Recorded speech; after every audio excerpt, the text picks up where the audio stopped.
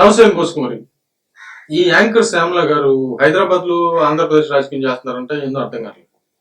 మామూలుగా పవన్ కళ్యాణ్ గారు కానీ చంద్రబాబు నాయుడు గారు కానీ ఇంతకు ముందు ప్రతిపక్షంలో ఉన్నటువంటి టైంలో మామూలుగా రాష్ట్రంలో ఏదైనా పరిస్థితులు ఉంటే ఏదైనా పనులు ఉంటే వచ్చేవాళ్ళు, ఇక్కడే రాజకీయం ఇక్కడే చేసేవాళ్ళు. ఫ్రీ టైంలో హైదరాబాద్ లో, ఎందుకంటే వాళ్ళ హౌసెస్ అక్కడే ఉన్నాయి కాబట్టి. పవన్ కళ్యాణ్ గారు అయితే అసలు ఆయన సినిమాలో షూటింగ్ మొత్తం అక్కడే ఉంటుంది కాబట్టి ఖచ్చితంగా అక్కడికి వెళ్ళి వస్తుండేవాళ్ళు. అప్పటికే ఇక్కడికి వచ్చి టైం పాస్ రాజకీయాలు చేస్తున్నారు, హైదరాబాద్ వెళ్ళిపోతున్నారు అనేటువంటి విధంగా విపరీతంగా వైసీపీ పార్టీ మాట్లాడేది.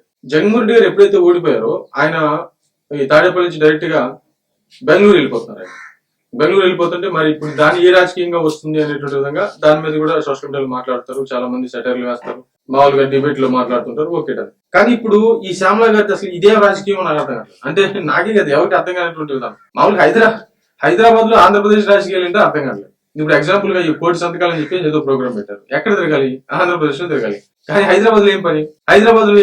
హైదరాబాద్ లో సంతకాలు ఎవరు సంతకాలు తీసుకుంటున్నారు అక్కడ? అది అర్థం కావట్లేదు. ప్లస్ ఇక్కడ ఎవరన్నా ఇక్కడ అరెస్ట్ అయినా లేకపోతే ఏమైనా చేసినా అక్కడి నుంచే ప్రెస్ మీట్లు పెట్టడం, అక్కడి నుంచే వీడియోలు రిలీజ్ చేయడం, అక్కడే కూర్చొని ప్లకార్డులు పట్టుకొని అక్కడే ధర్నాలు చేయడం. అక్కడే ఉన్నారు. తెలంగాణ ప్రభుత్వం ఏం చేస్తుందా? అది అర్థం కావట్లేదు. అంటే ఇప్పుడు చాలా జోక్ అయిపోయింది, చాలా కామెంట్లు చేస్తున్నారు. కానీ ఆ హైదరాబాద్ రాజకీయం అంటే అర్థం కావట్లేదు. ఏమైనా సరే చాలా కామెడీగా ఉంది ఇది అనేటువంటి విధంగా అయితే మాట్లాడుతున్నారు. బట్ ఆ హైదరాబాద్ లో ఆంధ్రప్రదేశ్ రాజకీయాలు చేస్తుంది, ఇది అద్భుతమైనటువంటి విషయం. మరేమైతే చూడాలి.